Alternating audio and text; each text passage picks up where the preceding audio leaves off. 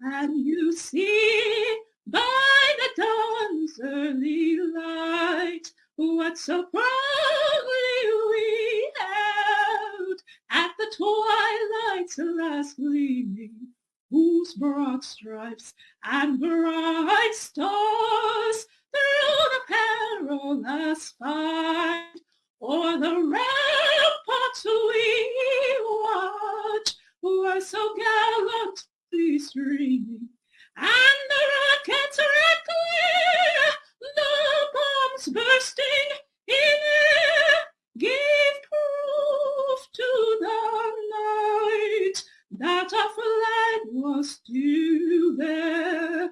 Oh, say does that star-spangled banner yet wave o'er the land of the free and the home of the brave?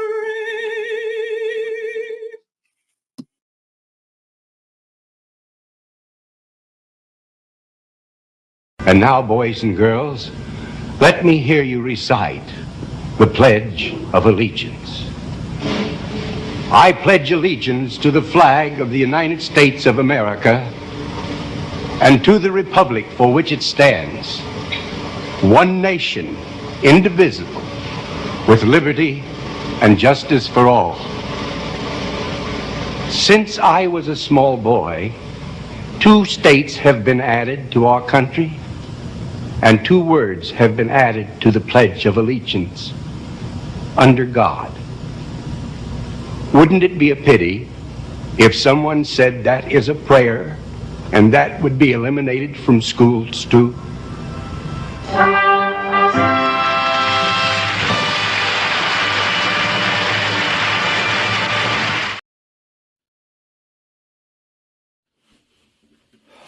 The song is for all Americans. I just wrote this last night.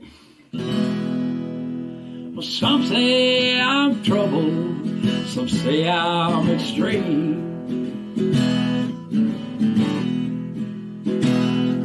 'Cause I love this country and the American dream. And I'll let no politician tell me what to do.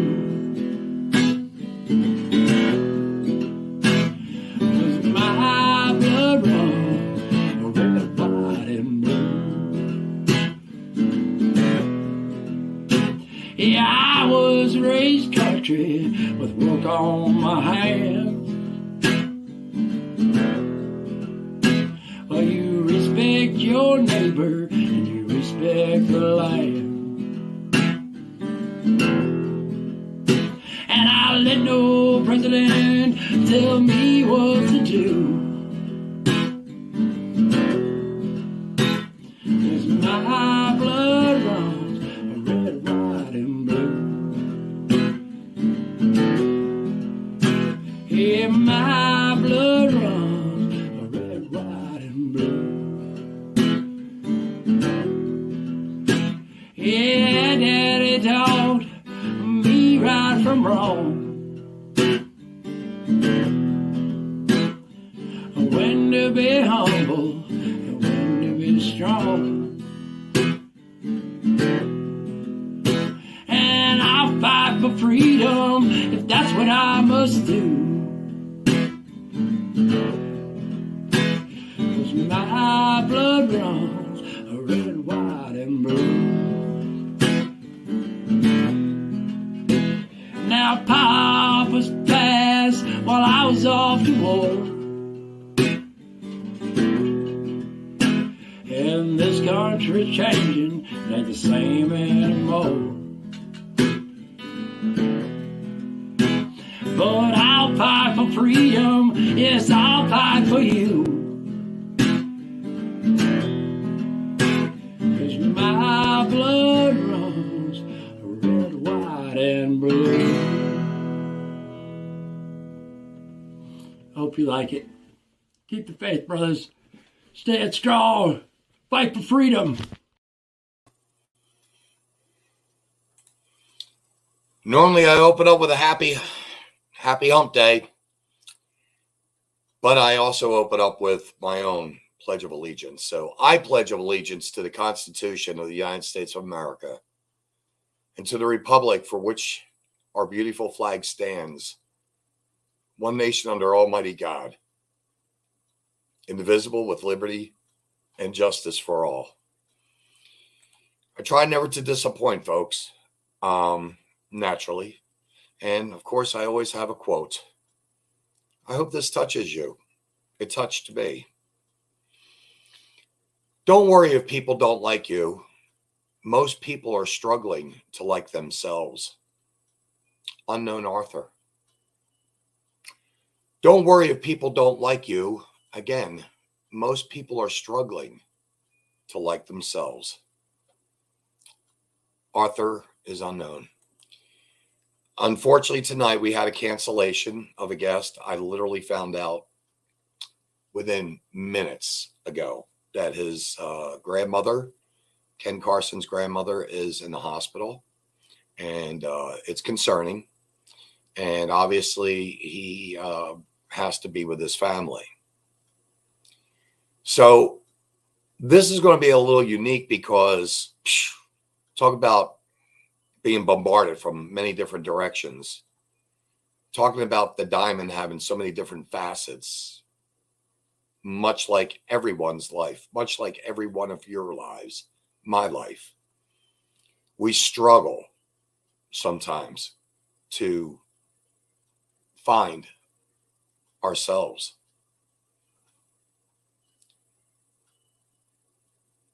I was at a store today picking up a sandwich, and I had a conversation with a young man. He was from the East Coast, close to where I was born and raised. He was from New Jersey. I was, of course, born and raised in Philadelphia. And I asked him, I said, what concerns you right now with what's going on in our lifetime, right now, real time? And he said to me, there's so many things. He goes, where do you begin? And I looked at him and I thought about the word begin. Where do you begin?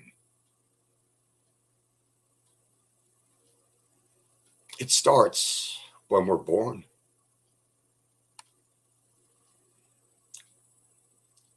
And we grow.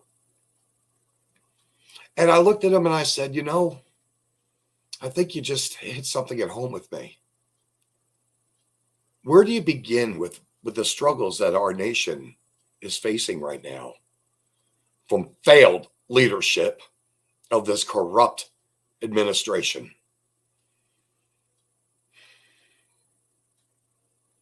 of the politicians that are in it for their own personal gains.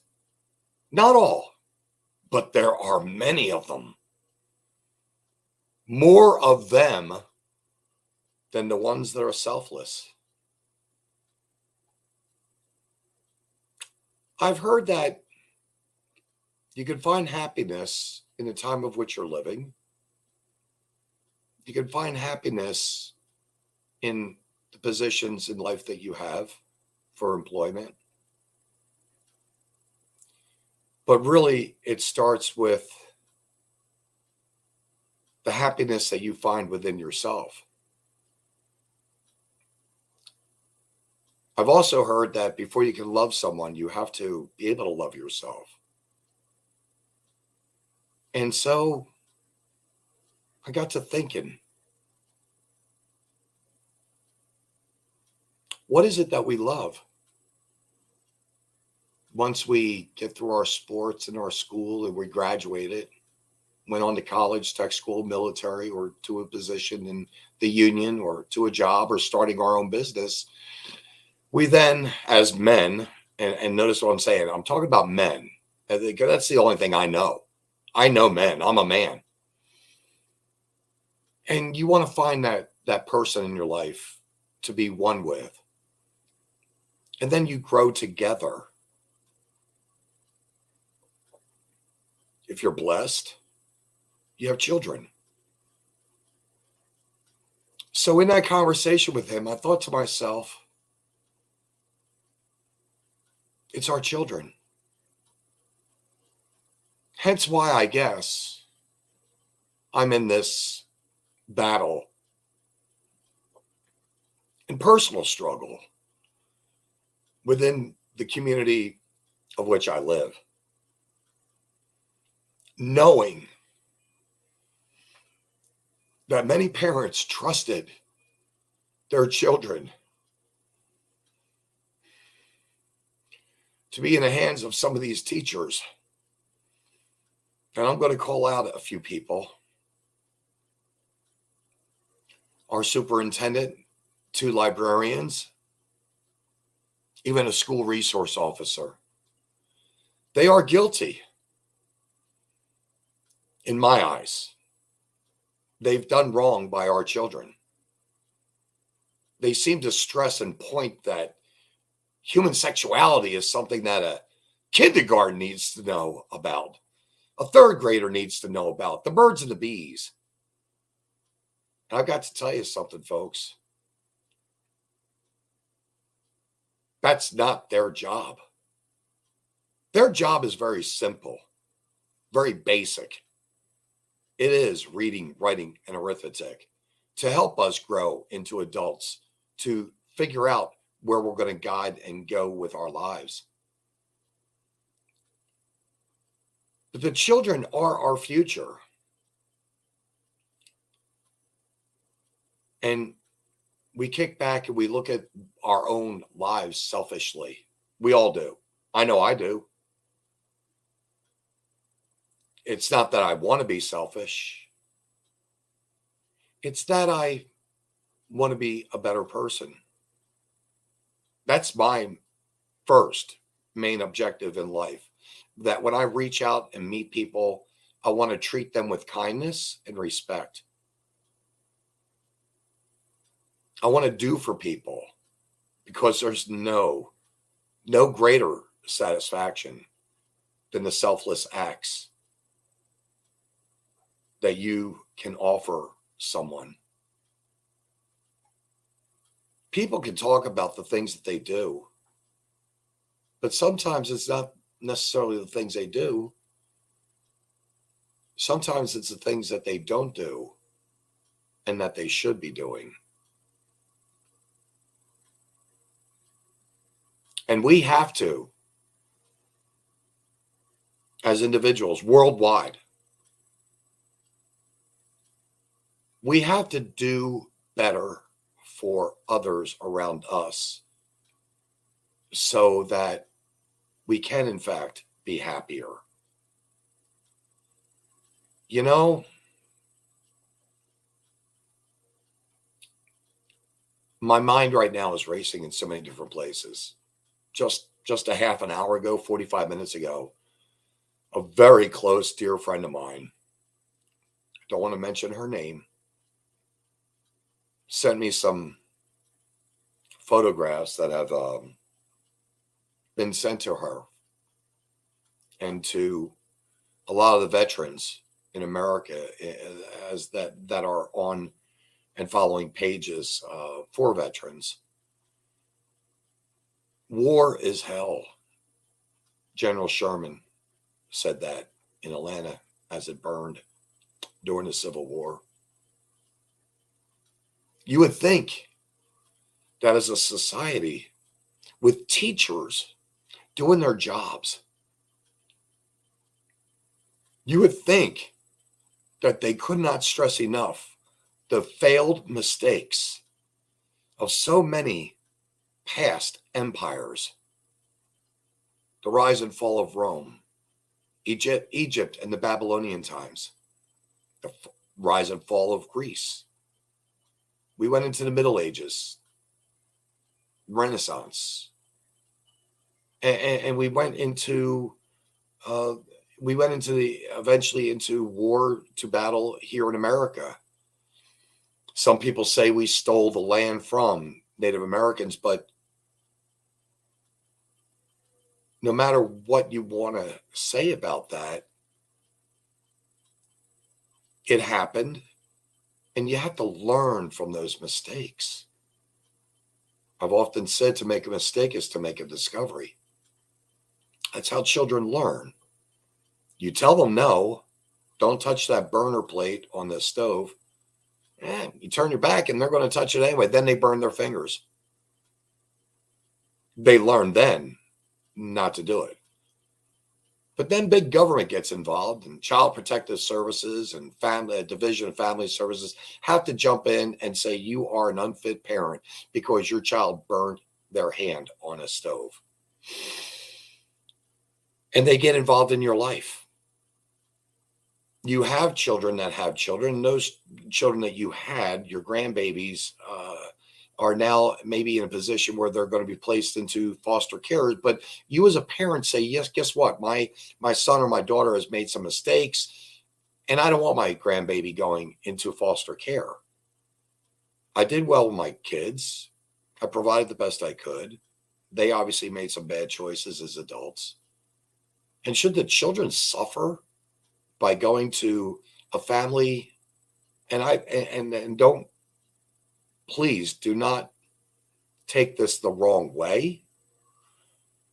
Foster care parents have the best intentions. But when grandparents love that little grandbaby, a foster family can never give that parent, it can never give that child the love that a grandparent can give, because that grandparent looks at that child, that grandbaby, as, well, it's their flesh and blood. They want maybe perhaps a second chance to do better. Not that they did anything wrong. Again, their children made some mistakes, be it that they turned to heroin or methamphetamine. They ended up incarcerated for making bad choices of stealing and robbing, what have you. I'm going to turn this on, by the way, the comments, so I can see what's going on.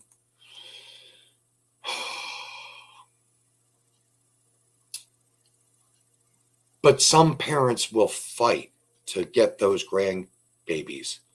And believe it or not, there are people in the family services that says, we're here. We are here to help you. We want to know everything about you. But then they flip around and they also say, we're here to also find out everything we can not to let you have that child to raise. We want to find as many flaws in that grandparent. I've got to tell you, when you've raised kids, and I've never done this, folks, you know that. And no, I'm not talking out my butt. I was once a kid. My father died when I was 6. 6 years later, I was adopted. 8 years later, I was adopted. And my stepfather, by all legal terms, he is my father. And he did the best he could with this ruffian. Not that I was a hooligan, or not that I was always in trouble, but yeah, I was always in trouble, or I had my share of it anyway. Sometimes trouble just followed me. And I'm sure many of you can relate. The women, maybe, perhaps, again, not so much. I think the girls are a little different. I've always believed them to be much more mature growing up across the board than boys their age at 12 or 14 or 16.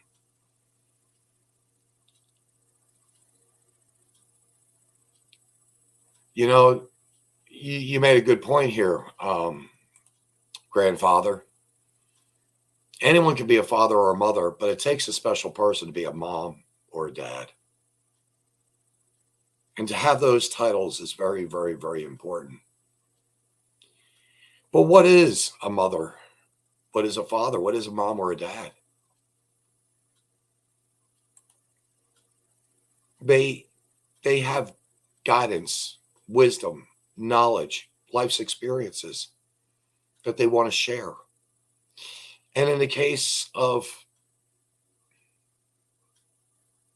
their child losing, the possibility of losing their child, or basically the grandbaby, to foster care, it's got to be devastating.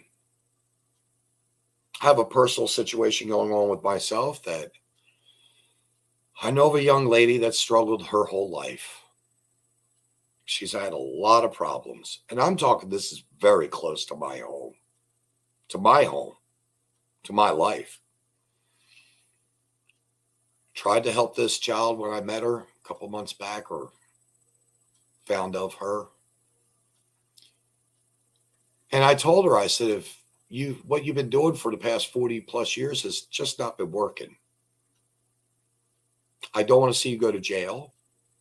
I don't want to see you OD on drugs, get killed in a car accident, illegally driving. I don't want to see you hurt someone else. And yet I try to get her, and this would be my little stepdaughter. I call her little. This would be my stepdaughter. I should have had throughout my life. And she's in jail now. Am I happy about that? No. Do I know what she did to get in there? No. But it's a consensus with her mother, the mother of my son that I just found a few months back. It's a consensus amongst us that maybe for the moment, that's the best place for her. I know that sounds very cold. But the ones that are also suffering are also her children, of which I have not yet met either one of her daughters. And yes, Ruth, sometimes it is best place for an addict, be it alcohol, drugs. Sometimes it is. But when I first met my little girl, Deanne, and I got involved, I tried my best to find her shelter, a place to detox, a place that would guide her and give her a better life. And you know, so true. Many children babies are in abuse and misery from their parents. That's true too. It's tough to hear this one, Ruth. I guess she was thrilled to have her daughter in jail. At least she probably knew where she was, that she wasn't getting assaulted, raped, abused by, of course, some man. There are only two types of men. They're good men or bad men. But, you know, I tried, when I first met her, I tried to get her into a facility that she could, you know, change her life a bit from. And I told her, for 40 years, you haven't been making the best of choices. I'm offering some choices of opportunity that might better serve you. And she walked away from me. She didn't want to hear it. She's got this. And I will also say, mentally speaking, from what I can tell, she has issues. She has actually mental problems. I have issues. Most of us all have issues. But when you are not of sound mind, those people have problems. So again, it's about family. It's about the children. And it's about teaching right from wrong. And our educational system right here in America, I've said to this, I want to run for governor. I'm not going to get elected. Would like to think that a possibility, because I've got to tell you, I do have some common sense when it comes to understanding people and knowing a person's value from what they show me. Therefore, you give them the positions that are best suited for accounting, agricultural, transportation, economics, you name it. But it starts with our educational system. And we have trusted so many of these teachers. I could not have said this any better than this woman that I'm going to put on. I'm going to try to put on anyway. Yes, I'm going to put this on. I want to show you how a person can do something at a school meeting right off the top of their mind. It's something that's very unique. I don't believe I'd ever seen a person speak so well. So I'm just going to throw this up there in hopes that you'll appreciate it. This mother, watch this. Hello, everyone. I've been coming here for 5 years now, and I was going to talk to you about some practical things that I thought you could change about 3210, but I've changed my mind. I've been really confused over the last 5 years as to why we spend 45 minutes to an hour of every public meeting talking about how great everyone is and how great everything is in the schools, and now I've figured it out. I figured it out because all these people came here to defend you all from hurtful words. This is obnoxious. Let me just say, there is one goal for the educational system. It should be to prepare children to enter careers to be productive members of society. It is not a counseling session. It is not a self-help area. It is not somewhere to find yourself. And we should not be led by the children, for goodness sake. The children are called dependents for a reason. They depend on us who have fully developed brains. You cannot feel your way through life. The issues that we are talking about, we are bringing you statistics. We are talking about scholastics. We are talking about funding. We are talking about busing. We are talking about trying to figure out how to make our children be as successful as possible. And I am sure that that is your goal. And what we have been called tonight is what they're claiming that we're saying to children. We're having an adult conversation. There are not children in this room.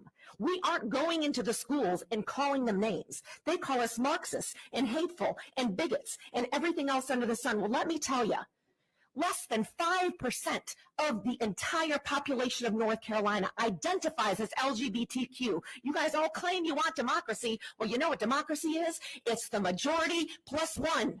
It's 50 plus one. You know what? More than 50% of the people in this state claim that they believe in God, Almighty God, who made us male and female, God who made marriage between a man and a woman, God who said that we must protect our children. The fact that we can stand up here and we know, we can brag about all of the wonderful graduations, but we know the statistics. 50% of children did not pass their end of grade tests. What are we celebrating? We have children coming up here telling us how horrible the mental health crisis is. Why? Most of us went to public school, and all of our peers are not in mental health crises. We have to ask ourselves, what are we doing to our children? I'm going to say we are discussing things with them that they are not emotionally, intellectually, and morally able to handle. That is what is causing the anxiety. That is what is causing the depression. That is what is causing the confusion. We need our children to be able to be children, to be able to be innocent, to be able to enjoy childhood and not know all of the drama and all of the difficulties in adult life. That is what we want. We want our children to be able to read and write and to think for themselves. And we demand that the children who fear God are protected in your schools.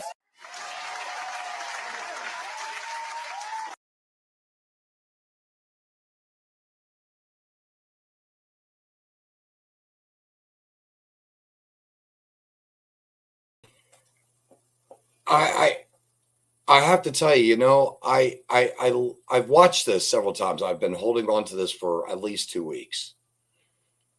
That woman spoke from her heart. She didn't have a script. She knew what was important. She offered to that school board, she offered valuable words of wisdom, of logic, of rational thinking. She didn't have to read it on a paper. She knew precisely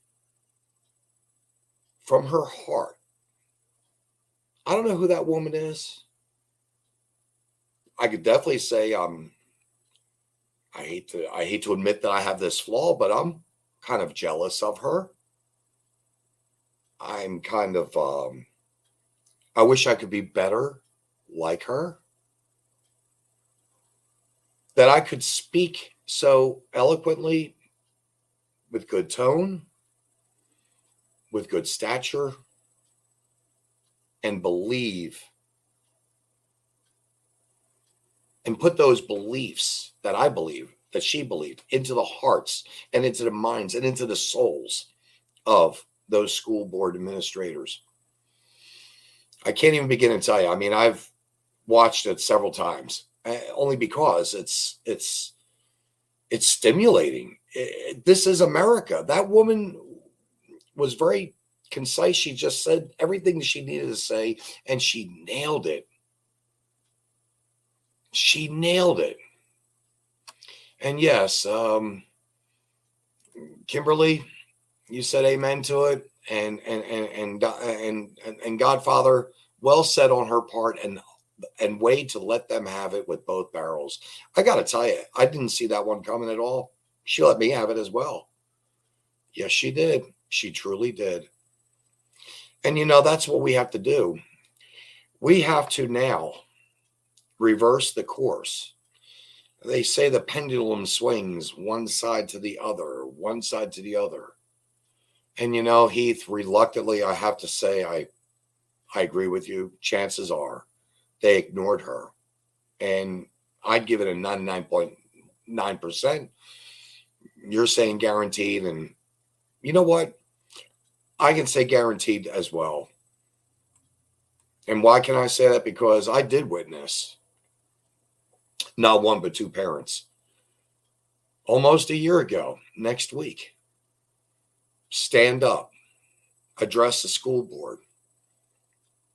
The disgust, the disdain, the disrespect. It was just unbelievable for me to watch those members of the school board.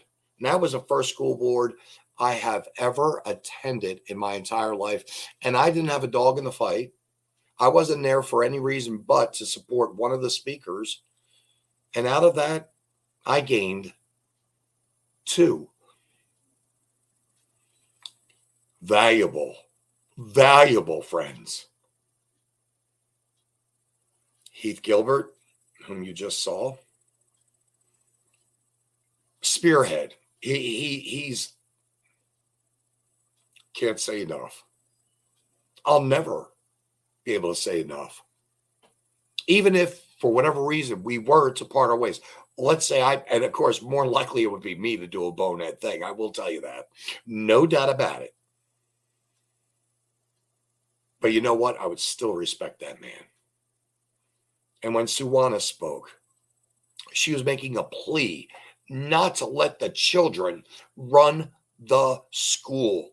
She pleaded with them not to let a girl be voted in by the student body as homecoming king. She pleaded with them because it was a rite of passage for boys.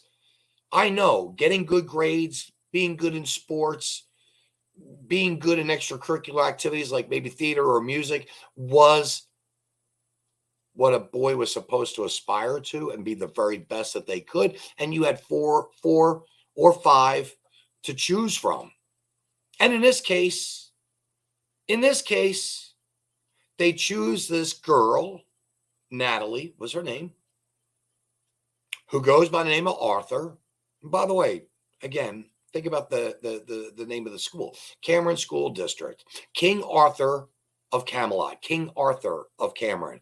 I know that they actually, and it was cruel, that the children were making fun of Arthur, and Arthur probably doesn't even realize it.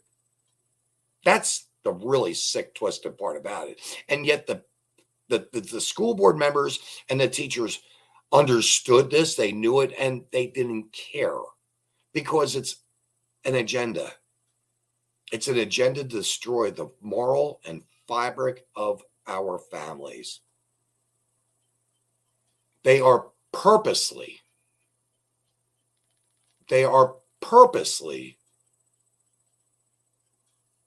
making these children dependent for the rest of their lives.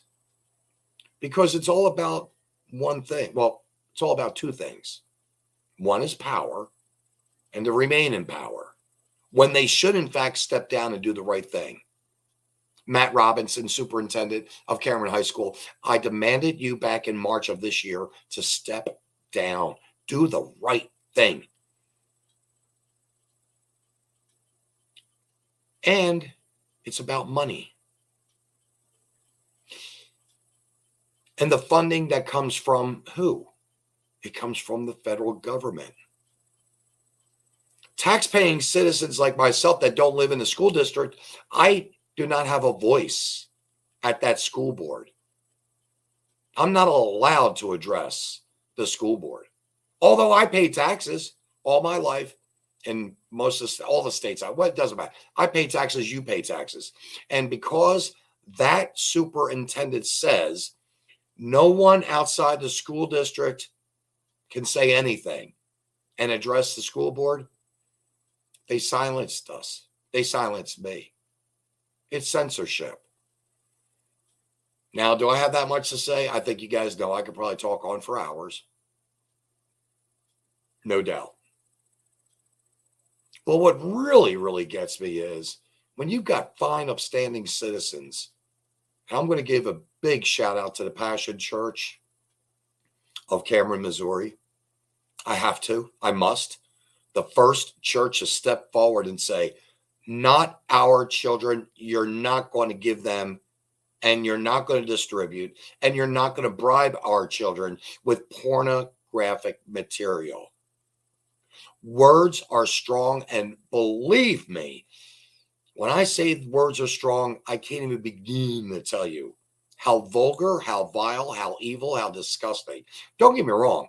As an adult man looking at a Penthouse or a WE magazine or Playboy, or what used to be like that anyway, that's different. We're adults. We can make those choices for ourselves. But this is what's happening. They're and making our children more dependent. They're not allowing the children to expand their brilliant minds, to be creative, to have imagination, to have faith in themselves, to believe in themselves. But you know, the Passion Church ran by, I don't want to say ran by, but led by Pastor Lonnie Harding and his wife Colleen. They've got 22 students this year for the first time through the ABECA program. And they're teaching children what children need to learn. And they're also, of course, giving some spiritual and moral guidance, which is only natural to obtain from a Christian church or a Christian-based church. I would imagine you would get the same from a Jewish synagogue. And I imagine you would get the same from a mosque. And so it really, truly is about our children.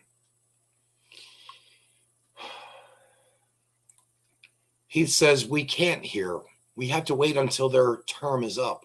No recall process for violating their oath of office either. Again, true.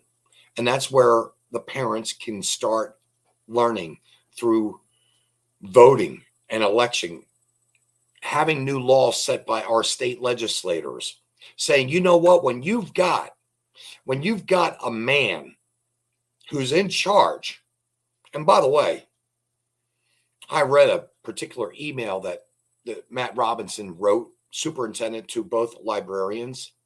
It was unbelievable. They know what they've done. They know that they've got controversial books. They knew this over a year ago, 14 months plus. They knew this, and they didn't put those books aside. They purposely kept those books because, as his mother was saying, they have a whole new agenda. The National Education Association has a totally new agenda, and that agenda is simple. It's all about feelings. You know what I say? Your feelings. No, it shouldn't be about feelings. And education is about learning material. Some kids may have struggles and problems, no doubt about that. And that's why there were counselors in school. And that's why parents should be involved if a child is struggling. I.e., example, a little boy wants to wear nail polish. It's okay. Ain't nothing wrong with that. In fact, I read an article or seen a piece on the news last week where a little boy was being teased by the other boys on the football team because he had put nail polish on. And finally, the little boy came up with a really cool quip. I mean, off the top of his head. He said to the boy that was teasing him the most, he said, "You're just mad because your mom doesn't have good taste in color for her nails like I do." You have to laugh at that. And you have to support the kid for the creativity of off the cuff coming up with that. And the father knows his son isn't gay. He's just trying nail polish because he's got sister's baby and they were playing house. It doesn't really matter. But the father was very proud of his son for stepping up and saying that to the bully. And right now, these teachers, believe it or not, they're going to make you think that they're the victims. That, this evil group of people, these mean people are coming after us. They're exposing our evil deeds. Notice what I just said. They realize we're exposing their evil deeds, and yet they're the victims. When in reality, they are, in fact, the bullies. They're the ones telling children, by the way, this is grooming. This is a grooming technique. Don't tell your parents that you're dressing up like a little girl if you're a boy. That's our little secret. No one else has to know. I've got to tell you, I had a gentleman coming on tonight, and I believe I've said this, and I would be candid with him as well. You can love the sinner. That doesn't mean you have to love their sin. Do I agree with that lifestyle across the board? No. But it's not for me to live and make that judgment call, nor will I. Just don't force it on me. And in this case, the teachers are, in fact, forcing it on the students. They are truly neglecting the developmental growth of the children's minds. They are corrupting these children by letting the student body, for instance, in this case, vote a girl to be a king, which, by the way, I'm actually glad that a girl won that little contest for a moment. Why do I say that? September 19th, Western Journal, written by Jonathan Jones. He writes about rural America in a heartland. A boy was elected as homecoming queen. And he was kind of, I think, surprised that this would be going on in all places. I believe it was Oak Parks High School. I don't quote me on the name of the school, please. But Western Journal, transgender girl, boy, elected homecoming queen. And he was so shocked. And I reached out to the Western Journal. I reached out to Jonathan Jones, saying, guess what? You missed the boat. Just like our editor of the Cameron Citizens Observer, Jimmy the Potts. Yes, I called him the Putz. That's my pet name for him. He is a putz. Do you think he was going to be real in writing that story? No. But this gentleman did. Jonathan Jones on September 19th wrote this story. Again, Western Journal. I can't get it out there enough. So you can possibly look it up. And he was flabbergasted. And yet I seem to feel like I'm having the last laugh on him because, again, for the first time, the twist. We hear about Riley Gaynor, how Tia Thomas, a boy, a male, has dominated the sports of swimming. We hear about that person racing and swimming against women. We know it's not right. Anyone in their right mind knows. And by the way, that's just simple common sense. Men are more superior muscular-wise than women across the board. You tell me, outside of I believe it's kind of fictitious. You tell me there's ever been an army of women that dominated any culture anywhere in this world. I would love to read about it. Oh, I've heard about Xena, the warrior princess and stuff, but seriously, men are supposed to be the leaders. Men are supposed to be the protectors and the providers of the family. That is their number one job, to protect and to provide. Their number three job is to enforce the laws of the house. And who should be putting down the laws of the house? That, of course, comes from the nurturing of a mother, a good mother. No, you don't do this. Oh, you did that? Wait till daddy gets home. Wait till your father gets home. You're going to have a whipping like you've never had before. And you know, Colleen, this weekend in church, it was the first time, by the way, folks. I've known Colleen for well over a year or close to a year, something like that. But I went to their church. And she actually was the guest speaker in place of her husband that day. And who better to talk about the love and guidance for children than a mother? Now, this is where I understand a lot about a woman. They carry that child for 9 months. They struggle with pains. Guys, I've got to tell you, none of us could handle. There's not a man in the world that could handle childbirthing. Obviously, that's why men don't have babies. But that woman's a very strong leader in her church. And she said some incredible things that really hit home with me. Too many for me to really share with you, except to say she was led by her heart to doing the right thing and raising her children. And yes, they do have stimulators for childbirth paid for men now. Yeah, those stimulators are called TENS units. I've got one for my back. And yeah, heartbreaking. And and they wonder why kids off themselves. Yes, it is. They are some of these teachers are very sick, twisted bitches and bastards. Had to add another one in just to do the role play of male and female. And I'm grown, and this stuff shatters my mind.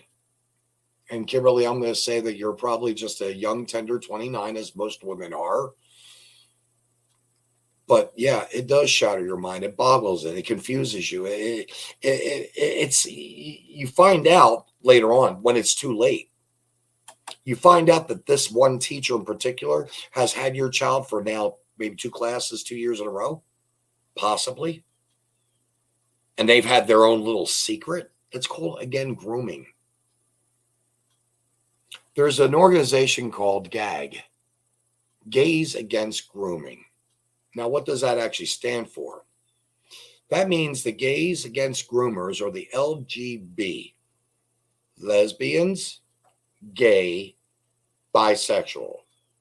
They don't float with, they don't agree with, they don't push or want the TQ plus. And they really, believe it or not, they're lesbians, gays, bisexuals. Every single man and woman that I know that live that lifestyle, God bless them. The one thing we do have in common, in particular, they don't want this for our children. They don't want children at 8 years old receiving medications of hormone treatment. They don't want to see a child at the age of 10, 12 say, guess what? Parents have approved, doc. let's change their sex. They don't believe that pornography should be in schools. These are people that have a lifestyle that is not, and I'm just going to be honest, is not agreeable to me as far as a lifestyle goes, but even they know it's wrong to push this trash, this sinfulness, this immorality, to separate parents from their children. You would think that Child Protective Services or the Division of Family Services would in fact step in and tell these teachers, and you would think that law enforcement, be it that they are the slaves to the masters of the school, because the police on the streets can't do anything about it.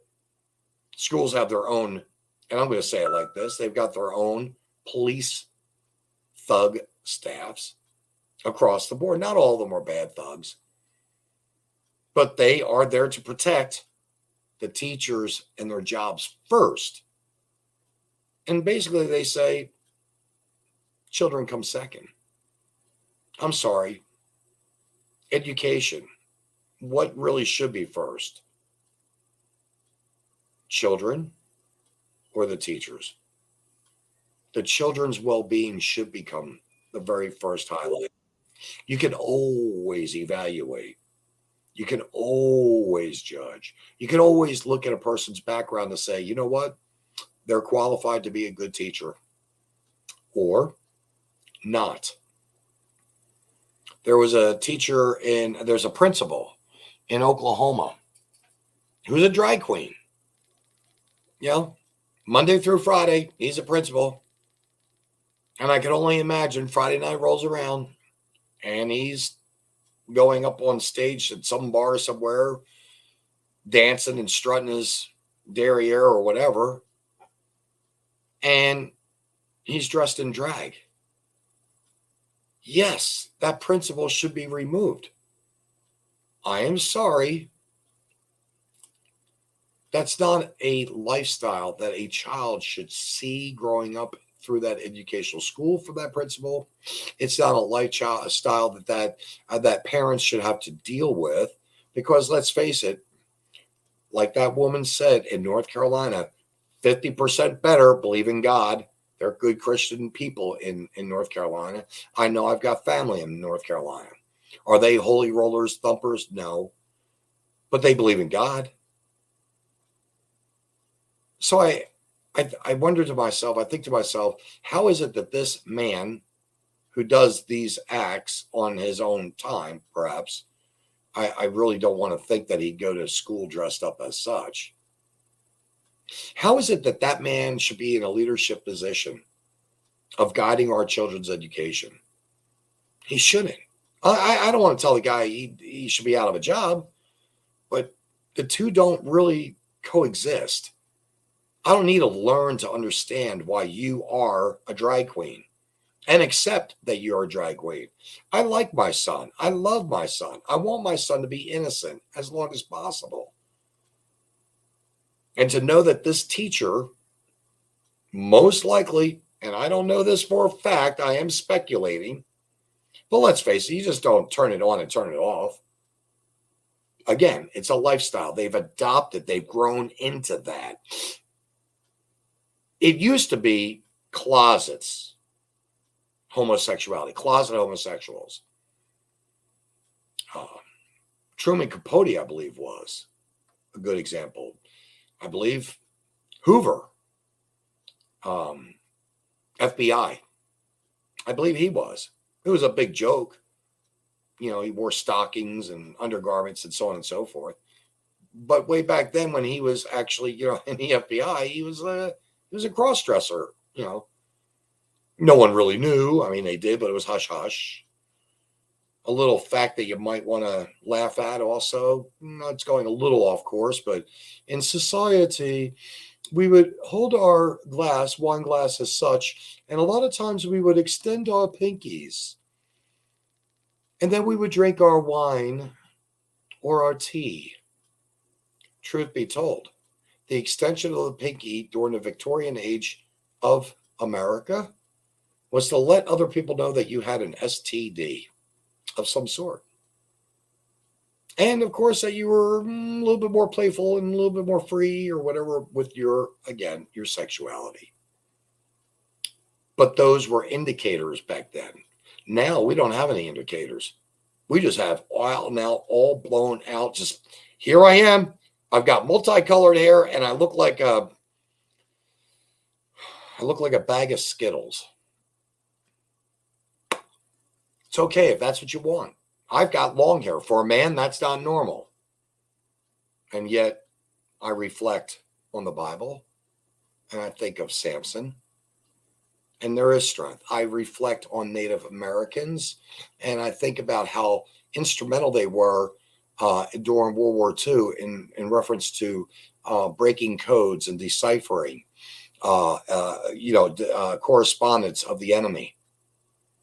But I also remember reading something where they had taken 20 Native Americans, 10 of which they allowed to keep their hair like mine long. And the other 10, they removed the hair and shaved. And believe it or not, the ones that shaved their head lost within themselves a certain energy, because the ones that had the long hair had a certain energy about them that was stronger. And I'm not saying because I have long hair, I'm stronger. It's the energy. It's a difference. But am I trying to look like a girl? No, I just happen to like long hair. I had short hair for almost 15 years of my life. Actually, 20 years with the military, 25 years with the military. So I let my hair grow. That doesn't mean I want to be a girl. It just means I like my hair long. So even within cultures, there have been things like long hair or the pinky extension or closet dressing or undergarments and no one knew, but they knew. They just didn't talk about it. Now they just want to stuff their junk in your face. Not all, by the way. There are some, I listen to some people on news, casters on different channels, in particular on Fox News. Of course, I really watch them a lot. And I know of a few women and a few men who are gay and they admit that they're gay. But you could care less the fact that they're gay because the material that they're offering in news content is so valuable. It doesn't matter. It really doesn't matter when an adult is as such. But what does matter is when an adult is as such and they're in the educational system, or an adult is as such and they are supportive of that lifestyle, that they, again, push this onto our children. It's heartbreaking. It's absolutely heartbreaking.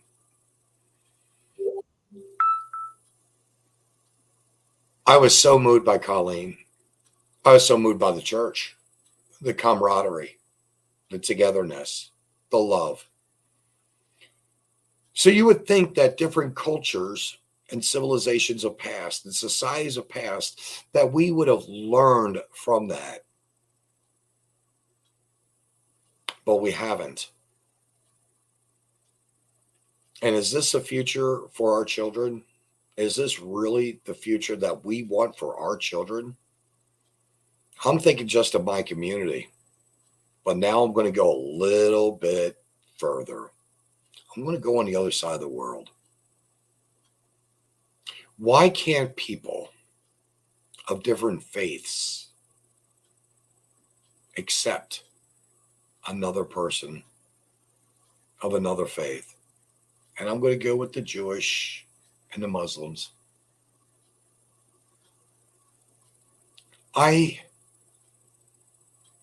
It's mind-boggling. It breaks my heart. About an hour and a half ago, I received some pictures again. Pictures that I would never even consider placing on this program. I mean, this is real life. But to see the bodies, and that's all I'm going to say about that, piled high. To hear the news that infants, small children, are being sexually abused and raped, assaulted, and beheaded by a savage, barbaric, animalistic culture, the Hamas, ISIS, ISIS-K, Taliban. They're all one and the same, and they're everywhere. And they're just killing people because of their faith, of their beliefs in a different God. I often have said on my programs, why can't we all just get along? Ross Perot said it very well. Why can't we all just get along? Why can't we find some commonality?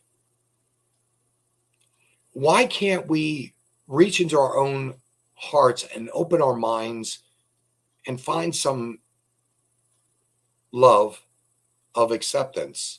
Although we disagree, many of you probably, a few of you probably wouldn't have me at your dinner table. You'd be fear that my hair would get on a turkey this coming Thanksgiving. Possibility. But you know what?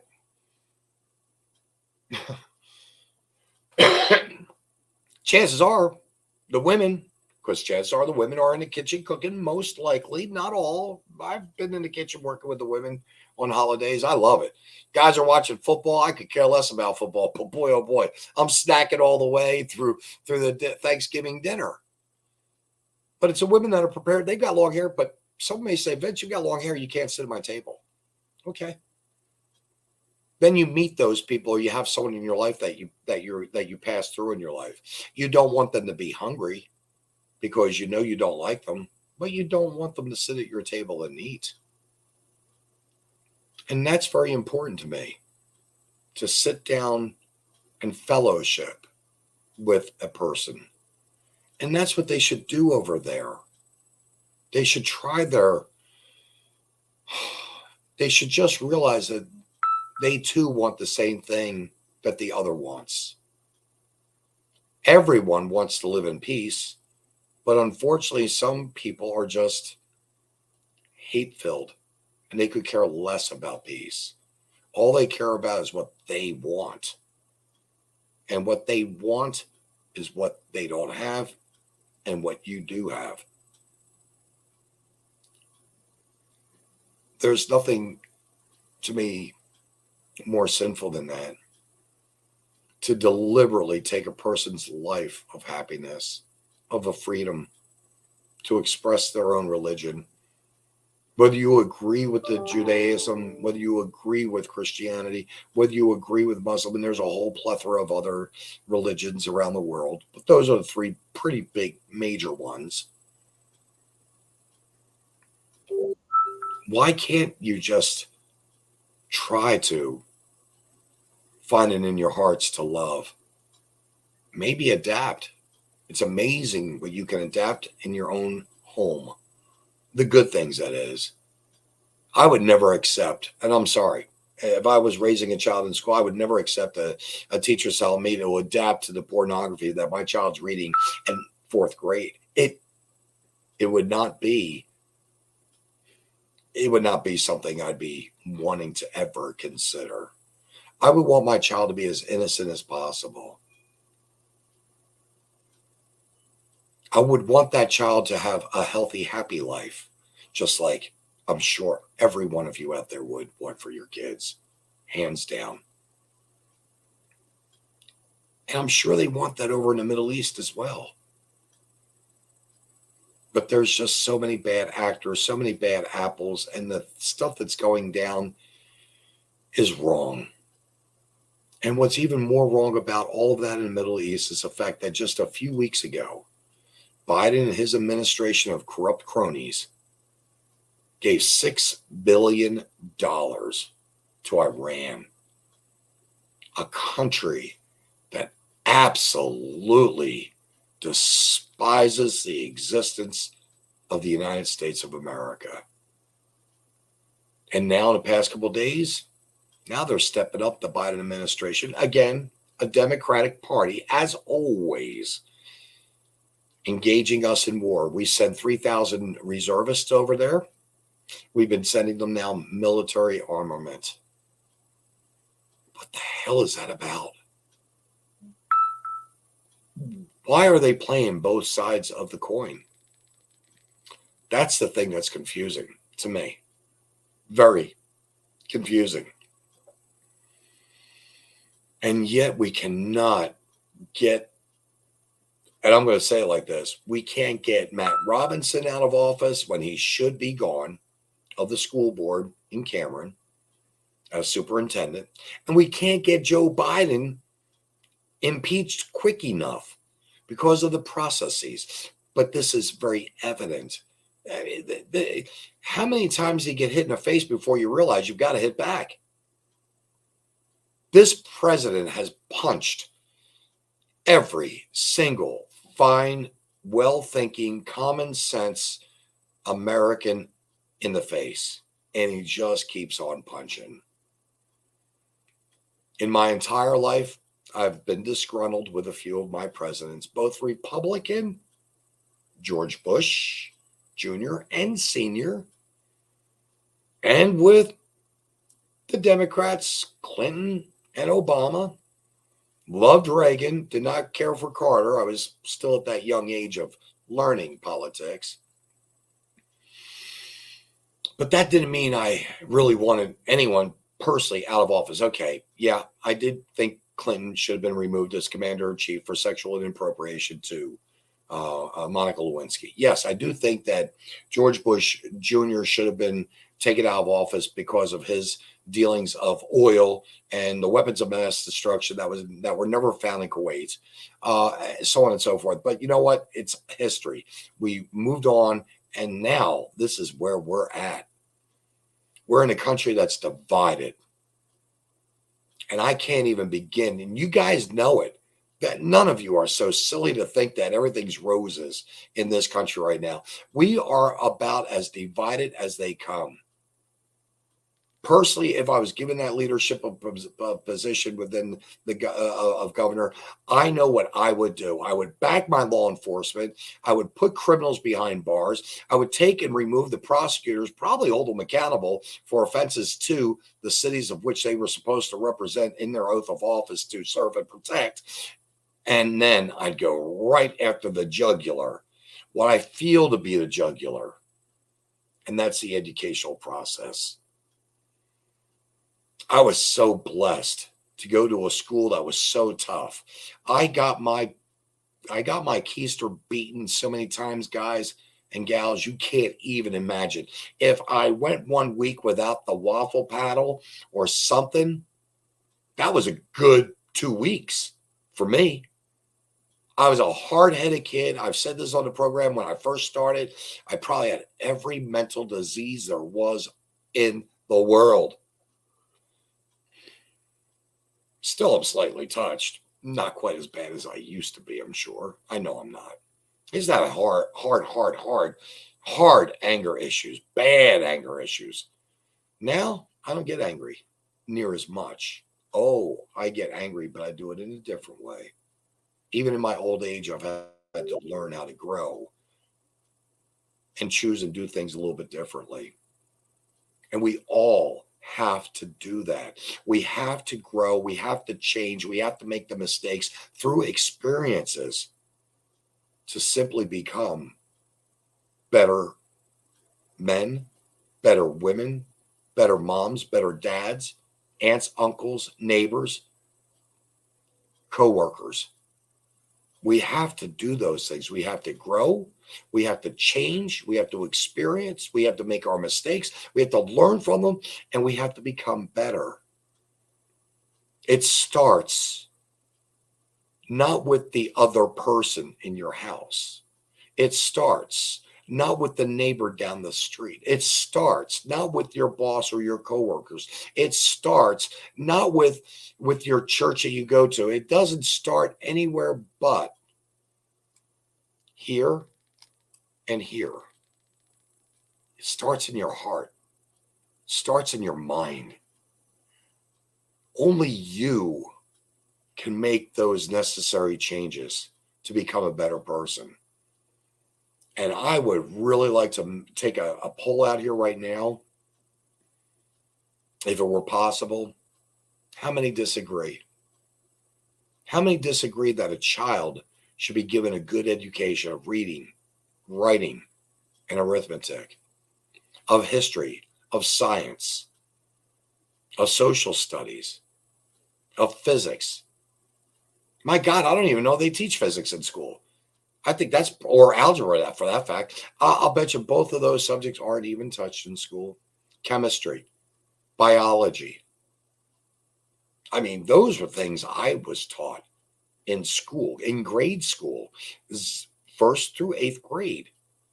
Ant farms, dissecting worms, dissecting the frog, learning about biology of human anatomy by the time I was about eighth grade, and then moving further into sexual curriculum, which was man, woman, ovaries, sperm cells, testicles, so on and so forth.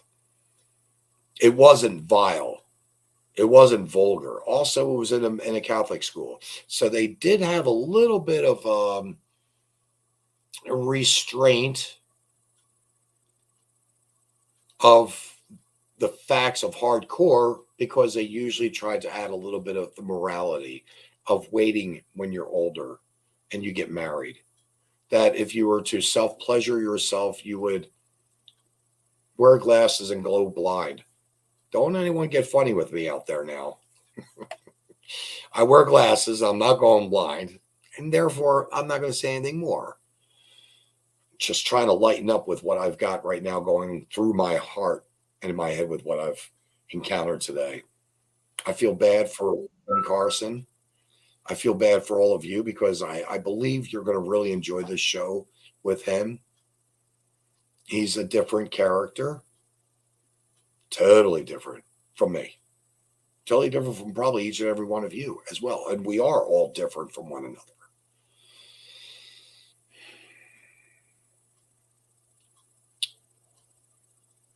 The biggest number one problem in our country right now, and it weighs heavy on me, is our children. It's not the pipeline where we're energy independent. It's not the open border, which is allowing drugs, child trafficking, sex trafficking, MS-13 gangs, cartel, bad actors, rapists, assaulters, murderers. I'm sorry, do I sound like someone that was president a couple of years ago that said the exact same thing I just said? We're not stupid people. We know what's going on. And how is it that with this Afghan, notice what I'm going to say, surrender, there was no Afghan pullout. There was no Afghan withdrawal. It was an out and out surrender. That's what Biden did and gave our country, our whole country, gave the face of our country as cowards, as weak. We are a feckless country right now. We are a laughing stock. We are a comic strip, and I kid you not, Beetle Bailey, Dagwood, Snoopy. We are the comic strip. And you parents, and I'm going to reach out to the Cameron community in particular, you parents that are keeping your mouths shut, that are, oh, I support what you're doing, Heath. I support what you're doing, Dan Landy. I support what you're doing, Travis Eldridge. I support what you're doing, Vincent Cooper. I support what you're doing, Colleen and Pastor Lonnie. I support what you're doing, Paula Al. You know what? You people need to step up. And you need to take some of the burden off. And you need to share that responsibility.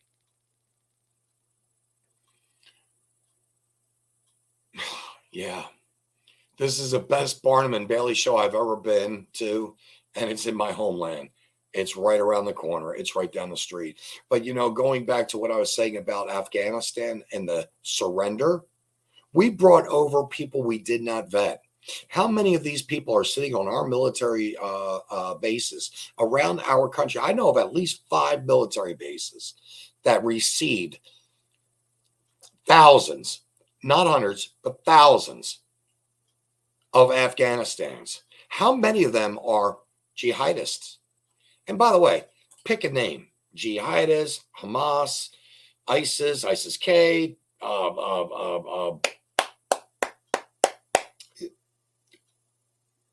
how many of these terrorists are right now already, these terrorist cells are already here in America? I have just been informed, believe it or not, we in fact do have a terrorist cell right there in Texas. And there are several around the country that are, you know, when men go camping and hunting for deer, well, they've got these little camps right here in America. Folks, I'm not a conspiracy theorist. At least I try not to be. These are facts. We are being infiltrated from within. I don't know when. And I don't know the word. I don't know when or if. I don't know the if it's going to happen. It's only a matter of when it's going to happen. That's the word I do know. It's not if it's going to happen. It's when it's going to happen. And when are we going to have terroristic bombings here in our country from those people that Biden and his administration brought over from Afghanistan? That Mayorkas, who's the head of Department of Homeland Security, has allowed the getaways to cross this border. They need to be held accountable. Our country can't move fast enough in the processes of getting rid of people in offices. Shout out to State Representative Dean Van Schoik. This is a personal thing now, Dean. I interviewed you last year as you were running for office. I really had faith in you, Dean. And then you go and email both sides of the party. You email the school board members and you email the evil dragon slayers. That would be us guys that have EDS, EDS. No, not erectile dysfunction syndrome, but evil dragon slayers, because that's what we want. Where the Cameron School is known as dragons, and we want to take the evil dragons out. He turns around and sends an email out that says what is, what the law says, and what my job is and is not. Dean, I'm begging you. I'm begging you, representative of District 9, I'm begging you to do your job and come to the school board meeting, to listen to the concerned parents of the children that are being abused in our school. And that's what I'm going to say. They are being groomed and abused in our schools here in Cameron. I want you to meet with the parents, because guess what? In your position, you can do something. You can help change, modify, I don't care what word you want to use, the laws. You can amend the laws. You can put forth new bills, new laws, more stringent laws, but you can do something. But to turn your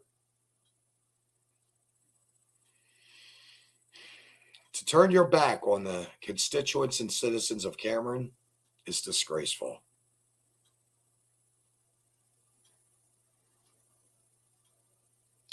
I have to tell you, it was disgraceful. I'd like to answer a question here to Heath. I missed the opening. Was the guest a no-show? Well, no, he had family problems. His grandmother's in a hospital and he has to be with his family. First time I've ever had a cancellation. So this is where I'm rolling. And I'm rolling because it's what we do here on the Common Denominator Network. We roll with the punches. We take the punches and we roll with it. We find the good times and we struggle, but we make it through. I hope I'm making something through here. But getting back to what I was saying with Dean Van Schoik, there are parents that are concerned about the educational system. You have a wife and a daughter that are teachers. Is in fact a conflict of interest for you? Is it your wallet and your bank account that means more than the children reading a Dr. Seuss book? Oh, that's right. They banned Dr. Seuss books, but they let books like Lucky get into the library. We're living in an upside down world, folks. We've got to make changes in our own little communities first. We got to keep an eye on the ball, which is, of course, a couple thousand miles away, called DC. We've got to really start vetting the people that sit on these boards. We have to vet the people that are in leadership of politics, that are running and operating this country. We've got to make change, and we need to make that pendulum so quickly move and stay there for a while. We can't let this disaster, we cannot let this destruction of our children's education continue. I know those are big, strong words. You'd swear that I was talking again about something that's going on in the Middle East with disaster and destruction. But think about it. When the kids are growing up and they're, well, like some of the people we see right now that are knuckleheads, bona fide knuckleheads, you know, I don't want to have, I'm so glad my son went his whole life without me. Breaks my heart like you could never, ever, ever believe. He's married. He has a career. His wife has a career. They have a beautiful home. They're working on perhaps having children soon. And you know, I wasn't there for any of that. His mother and I kick back and we smile and we laugh and we've joked. It was the genes. No, it wasn't the genes as much. Sure, maybe, perhaps. But he, at the tender age, believe it or not, was smart enough to figure out some things on his own. And it started with one book, the Bible. You guys know I'm not a big holy roller or Bible thumper. I'm not. But he made that book his number one. He turned his life over to God and to Jesus. And I've got to tell you, some of the choices his mother made with men in her life weren't the very best. He learned from those mistakes. Then again, he also opened himself up to allow other men to come into his life that were good mentors, that were good teachers, that were, well, men that saw him, knew his heart, his understanding, said, this kid's worth it. This kid's worth my time. I met one of those men, Russell.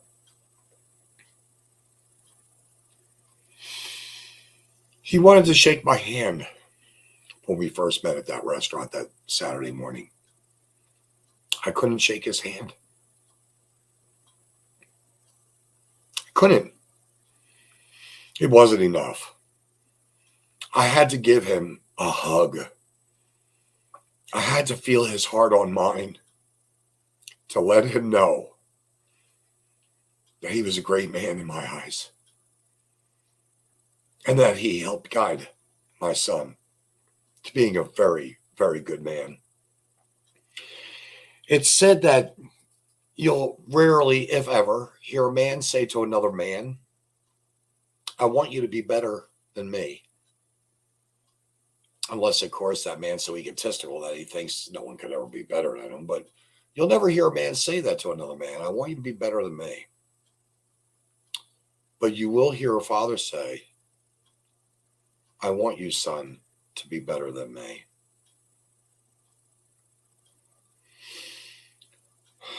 I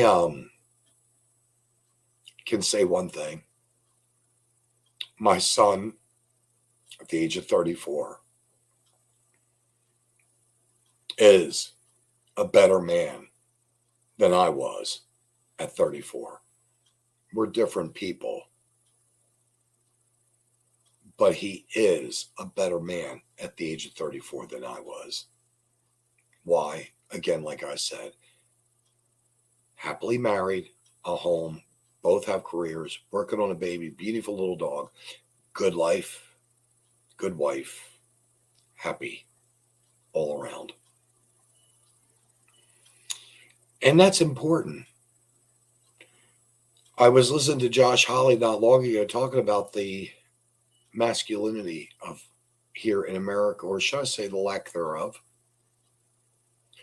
We have a bunch of spineless men, again, even in our community here in Cameron, that won't step forward to do, to say, to even make proposals of offerings of positive change, to try to search for and find answers. And right now, everything is just laid upon the shoulders of just a select few. It breaks my heart. It breaks my heart. Does what's happening over in Israel hurtful as well? Well, of course it is. We're not smelling the fires. We're not seeing the smoke and the ash. We're not looking at the lifeless bodies. We're not involved. Oh, we're going to be involved to some degree. I'm quite confident of it. It's a democratic way, folks. It's a war machine. It's what they love to do. The Democrats love to place us in war. If you go back and archive one of my programs in particular, I even read a good dissertation or a reading of a gentleman. Can't remember his name offhand, but the Democrats have put us into war every time. Yes, I have a mouth that is like Baskin Robbins, I was told the other night, 31 different flavors of, you know the word. And I can say it politely and nicely. It still hits you. I joke about that with one of my friends in particular. He goes, Vince, you can tell me to go off, and you know what? You do it so politely. I love you, Dan Favreau, by the way. But you know, it's the masculinity that we're lacking in this great nation now. And and these guys that think they're all macho and so forth, oh, it's because they've got the big trucks and the big boats and they've got the nicest firearms and they've got this and they've got that. They're valuing and holding stock in objects that anyone can have. But they're not valuing and having stock in themselves as good parents, as good leaders in our society. That is where and why we are here today. It's a lack of good men. It's a lack of morality. It's a lack of taking those chances. We all take chances daily. Some take bigger risks than others. And then some people like myself are pretty much like the daredevil. And I am a daredevil. Many times I should have lost a limb or two. Many times I should have probably lost my life. Not for anything else but the simple fact that I did some stupid things at that moment. I can reflect and tell people stories left and right. I kid you not. Should have lost this arm at least once. Now I think about it. Thank you, John Barlow. Twice. At the meatpacking plants. Once to an alligator, maybe again at the meatpacking plant. But that wasn't the case. But we have to take those chances. I'm hoping and praying that my community can turn around and make the necessary changes that need to be made for our children. I've said this before, that one of the number one problems with America is the fractured foundation of family. And that comes from the highest up. That's the father. At least that's what it's supposed to be. And yeah, fathers, you can have tears. You can show vulnerability or even a weakness at times. It happens. I know I don't like to admit it. But for instance, last week, had a great week, but a not so great week. Really thought things were going to go one way and it didn't. And I almost had a major meltdown. And I mean major meltdown. I'm not saying that for any pity or people to feel sorry. No, I'm just saying we all go through situations that we are not comfortable with, that bring us pain and sorrow. Notice what I said, though, we go through, and that's the whole key process of it, gentlemen. You get kicked and bucked off that horse, you're going to do one of two things. You're either going to walk back home, pulling the horse, or you're going to get back up on it and ride. And you're going to try and try again.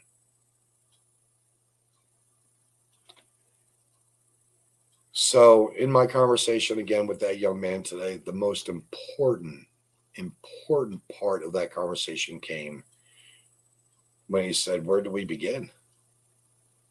And it made me think of life. As we've all began life this exact same way as little infants, babies. The three senses of the world: sense, nose, olfactory nerves working. The three most beautiful sense in the world, in my opinion, is that of a puppy, is that of a kitten, and is that of an infant. Nothing, not even a rose, not one rose could ever smell better than a puppy, a kitten, or an infant. Come close. Even when your lady's wearing the most beautiful or greatest smelling perfume. But nothing. And when you look at that little child or that little kitten or that little puppy and you play with it and you watch it grow, and sadly our pets usually go much too soon throughout our life. We have several. Cats live usually twice as long as dogs. Dogs are lucky if they get 10 years, so you can get 4 or 5 dogs through a lifetime. Many people have many more. But what I'm getting at is you only have one child.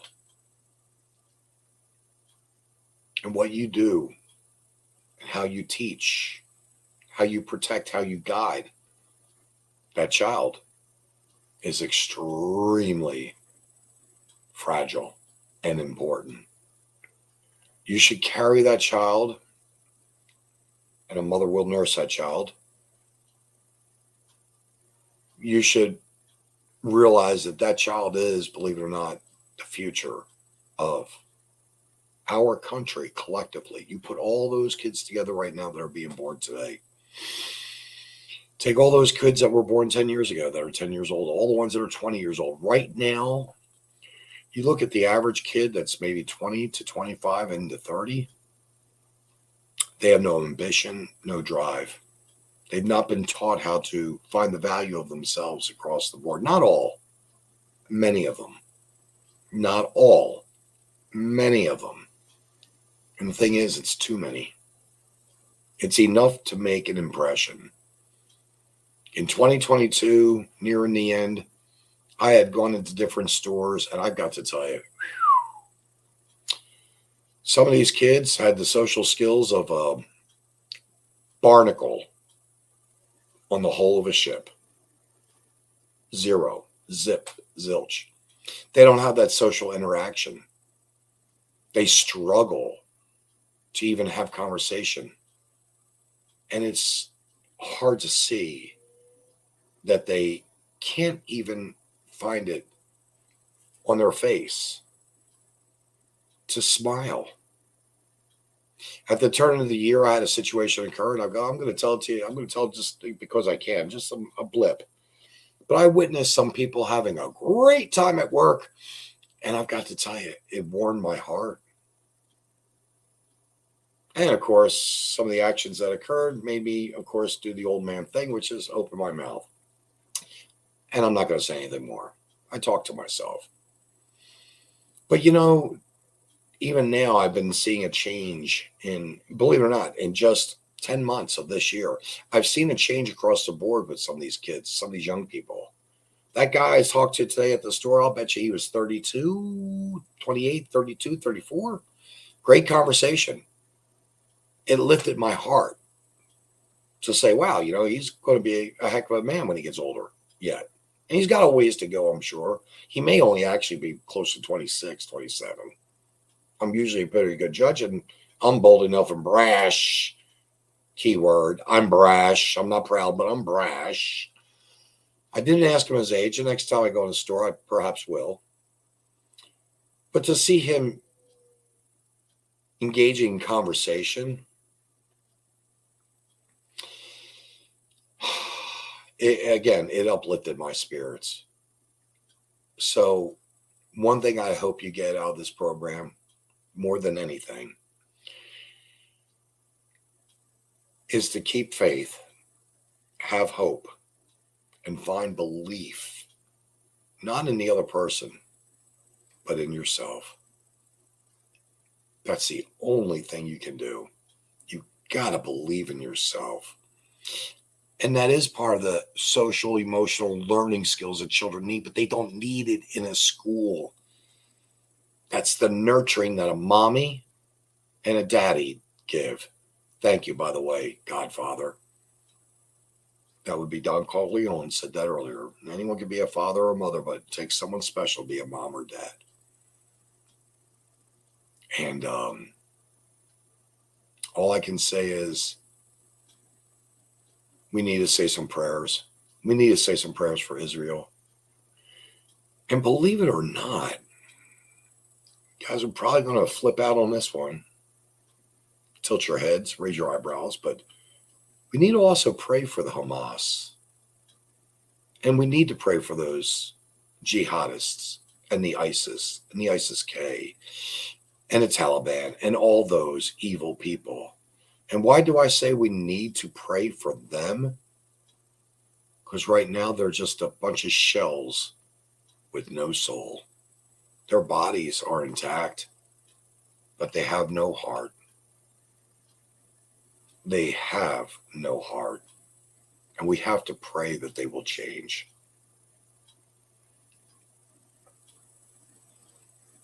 But in the meantime, again, have hope, have faith, and believe in yourself. We are hopefully going to get out of this. In my lifetime, I never dreamed, never imagined that we'd be where we are at in 2023. Coming to the year's end, starting 2024. It breaks my heart. And if none of you feel it, or you say you know people that don't feel it, reach out to them. And if none of you feel it, which I know you do, I know the people, listeners here, God bless each and every one of you, by the way, that come here weekly to listen to me sometimes have great engaging conversations, I think, with some great people. It's like we walk into a bar and grab a beer and fill it up and have that talk. My prayers go out to Ken Carson and his grandmother right now and his family. First time ever, I've had a cancellation. I can't believe all of you stayed here with me, by the way, and I thank you. Didn't even post anything on here at all as far as any banners, but I'm going to clip a couple banners in because I think it's very important that we know what's going on. Stop the War on Children rally is coming up. Gays Against Groomers under Director Chris Byard who they are sponsoring a nationwide rally on the 21st of October at JC Nichols in Westport, Kansas City at the Fountain. Folks, believe it or not, in a town near you or a town that you're at, they're going to be holding this again nationwide. And I don't know how many people are quote unquote LBG. Notice what I just said, LBG. They're not into the TQ at all. I'm not saying you have to support them in their lifestyle or even accept their lifestyle. That's on them to live as such. I'm okay with that. But again, believe it or not, these people who can't they can reproduce. These people, many of them don't choose to reproduce. Believe it or not, they even are fighting. Believe it or not, they're fighting for your children and your children's education. That to me says a lot.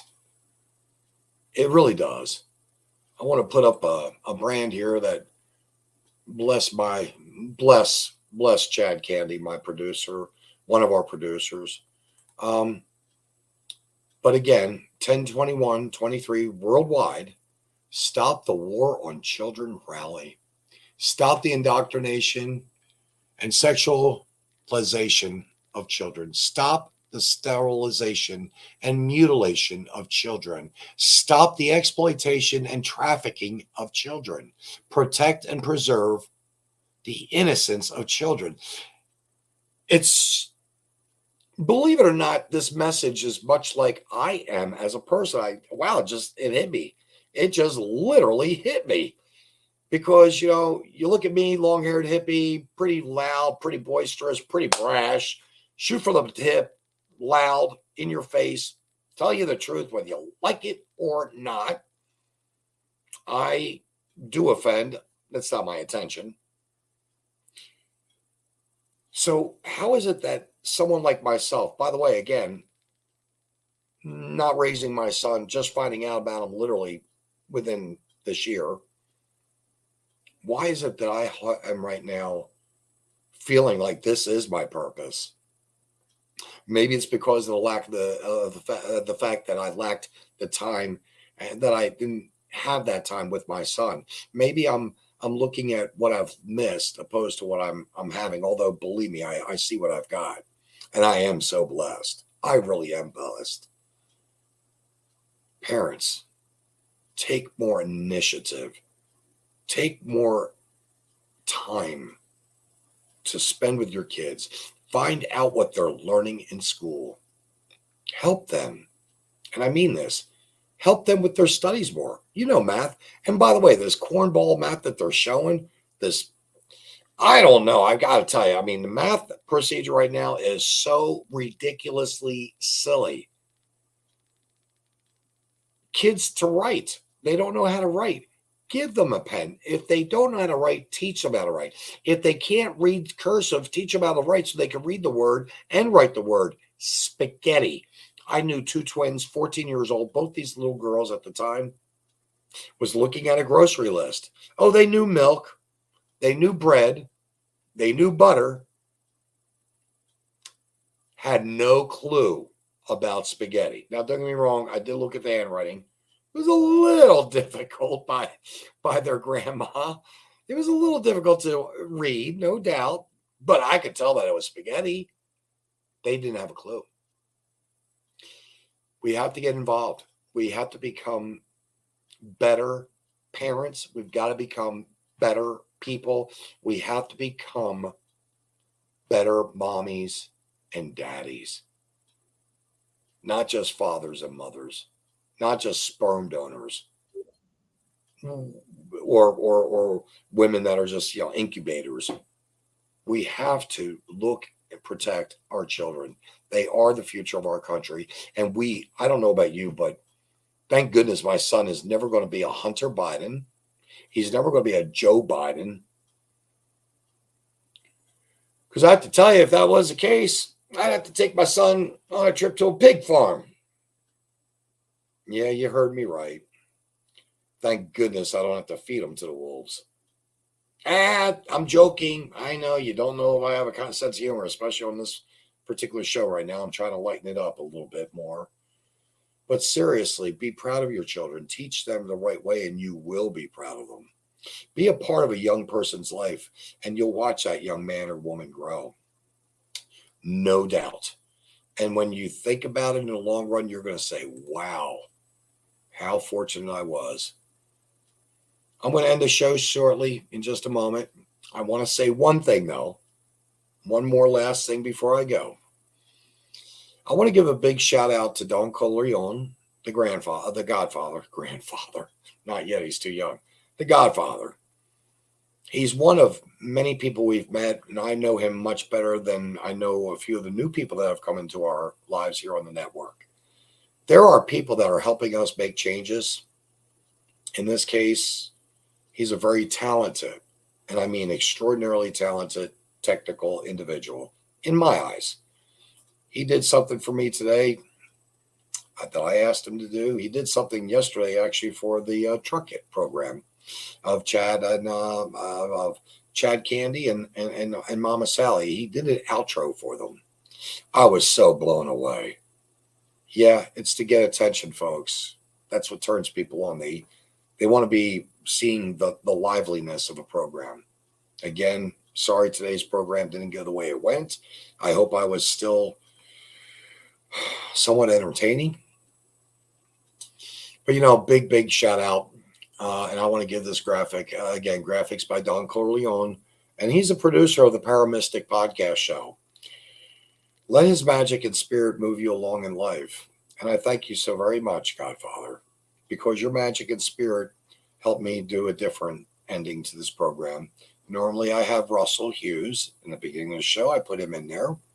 Usually have him doing our outro. So I hope you will enjoy the outro. And I do have one other little surprise for all of you. I'm glad you stayed along to watch. But here you go. I have spoken. You have heard. You have the facts. Judge Aristotle. Again, I have spoken. You have heard. You have the facts. Judge Aristotle. I like to say, let's toss a little common sense into that. Kind of like a salt and pepper shaker. Judge, evaluate, common sense. Judge and evaluate, salt and pepper. Common sense is the food. Eat it. Thank you for being on here with me. Love every one of you. And I mean that. I really appreciate you taking the time with me and joining me on this podcast. Another day. Hopefully tomorrow will be, of course, as always, a better gift, because each day is our present, and each day in my eyes is my Christmas. Have a blessed one, folks. Peace. Hopefully peace on earth as well. And thank you again for this.